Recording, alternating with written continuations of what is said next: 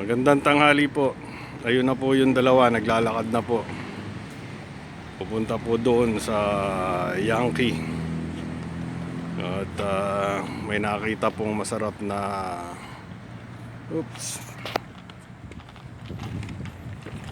na dumplings. Na sa Roseville po kami, kapitbahay ng Orangevale.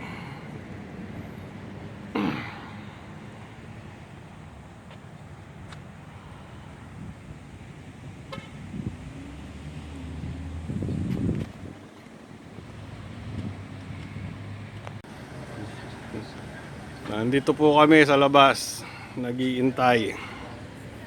Ang haba ng pila sa loob. Sabi ng asawa ko, mamaya na tayo pumunta, mga bandang alauna, paglagpas ng alauna. Dito po, anong oras na ba? Ayun, 1:15. Para lipas na raw ang tao, hindi na busy. Sabi, oops! Wrong mistake. Ang dami pa ring tao. Ayan, dito po kami, nag-iintay.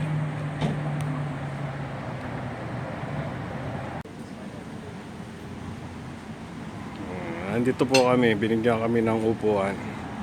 Kasi 40 minutes po daw ang waiting time. Kaya nag-iintay kami dito sa labas. Seryoso, junakis ko na naman, oh. Talagang tutok na naman sa cellphone niya, oh.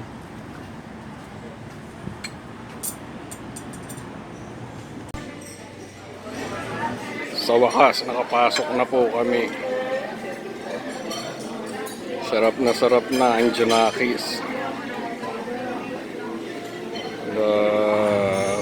Umiral na naman ang pagka-incheck ng asawa ko. Nagyaya na naman sa restaurant ng incheck. Kaya ito.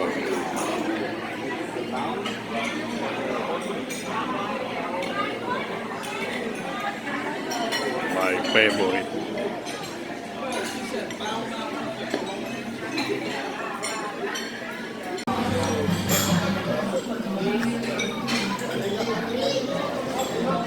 Nanguli ko pong matikman to is 18 years ago sa Winnipeg.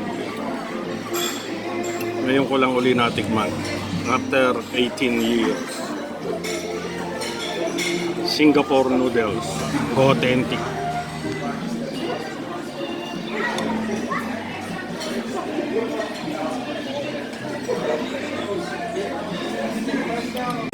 Ngayon doon po ginagawa yung mga dumplings sa loob. Nakikita habang ginagawa yung mga sineserve nilang dumplings.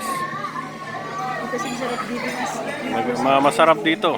Pwedeng balikan. 5 hours of leave for a month. So that's what they exchange.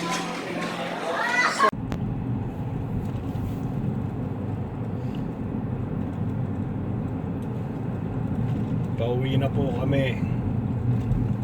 Mga nabusog na po ang mga itik. Pero dadaan po muna kami dun sa church na pinagsisimbahan namin kasi ngayon po yung garage sale nila na ginagawa nila every year. Titingnan po muna namin kung meron pa kaming maaabutan at maja-jackpot.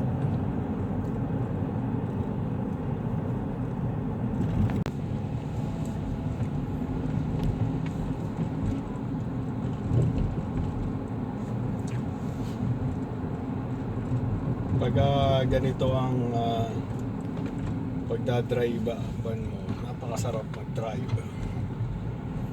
Nakaka-relax.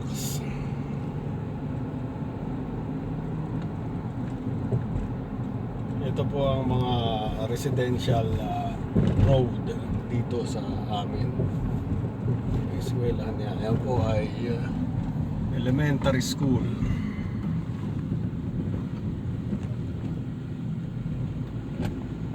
Green Oaks. Diyan ba nagtuturo si Erin? Parang dyan si Erin, Green Yung Oaks. neighbor natin. Tignan mo naman yung bahay na yan, oh.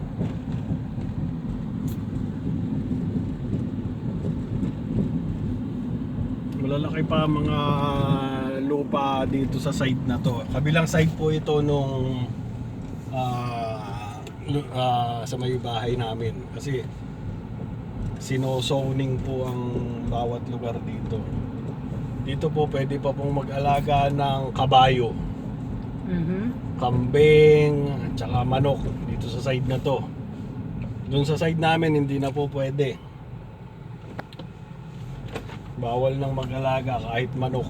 Aso na lang at pusa ang pwedeng alagaan. Pero dito pwede pa, may mga kabayuhan pa sila dito. Ayan, oh, ayan. Ayan ang ebidensya. Oh. See, kitang-kita nyo, oh, may kabayo sila diyan, oh. Uy, sorry, may kasunod pala tayo.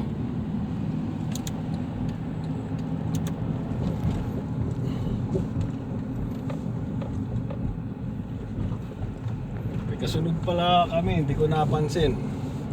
Nag-slow down ako. Buti hindi nagalit. Kasi malalaman nyo naman yung mga driver dito pag nagalit sila. Tsaka lang kayo makakarinig ng busina. Hindi po bumubusina basta-basta dito ang mga driver. Unless may ginawang mali, yung ibang driver bubusinahan nila. Oh, wala na sa Wala likod na mo. siya. Lumiko na siya. Mhm. Pag hindi sila bumusina katulad nung kasunod ko, Okay lang. slow down ako, nag-slow down din siya. Ibig sabihin, hindi siya nagalit. Buti na lang. Okay, malapit na po kami doon sa simbahan namin na pupuntahan. At magkita-kita po tayo doon. Pauwi na po kami. Wala po kaming inabutan na garage sale. Sarado na po yung simbahan. Hindi na po kami umabot.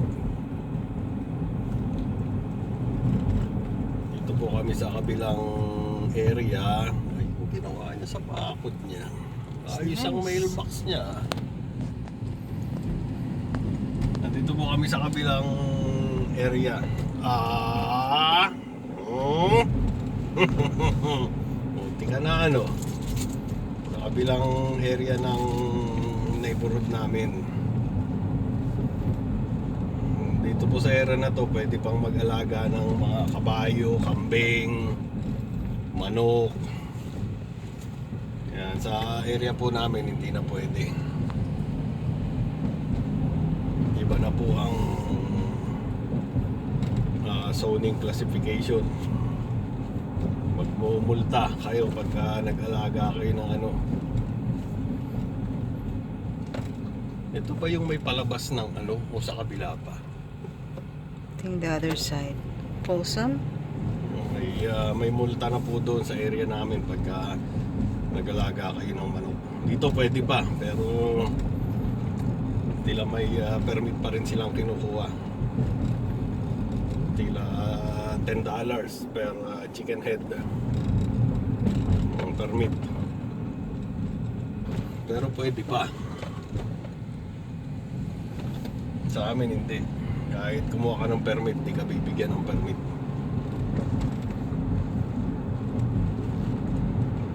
Maraming salamat po sa pagsama ninyo sa amin ngayong araw na to. At magkita-kita po ulit tayo sa susunod kong video. At may hams. Ingatan po natin ang bawat isa. Buti na lang nakita ko yung hams. Ang mga hams po dito ay hindi katulad ng hams sa Pilipinas sa dugdug. Dito po smooth. Mga 1 meter to 1.5 ang lapad ng bawat hams. Hindi makulbok, kaya hindi kayo magugulat. Mabibigla lang kayo. At ayan, oh, may free. Ngayon po yung katulad niyan, oh, may free. Lalagay po ng mga may-ari ng bahay dyan, weekend. Ano, Pwede nyo nang kunin, basta nakalagay na ganyan, may nakasulat na free. Isa mga kahoy, mga gamit sa bahay na ayaw na nila. Yun po yung mga inaabangan namin minsan. Ngayon po wala po akong balak manguha sa susunod pa po. Katulad po nito, ano ang nandito? Oh, may yard sale. Ayan, oh. I think pumunta na tayo dyan. Yard sale. Mahal siya magbenta. Mahal ba magbenta Yeah, dyan? we went there. Hey, ingat po tayo mabuti sa sarili natin at ingatan po natin ang bawat isa. Mabuhay!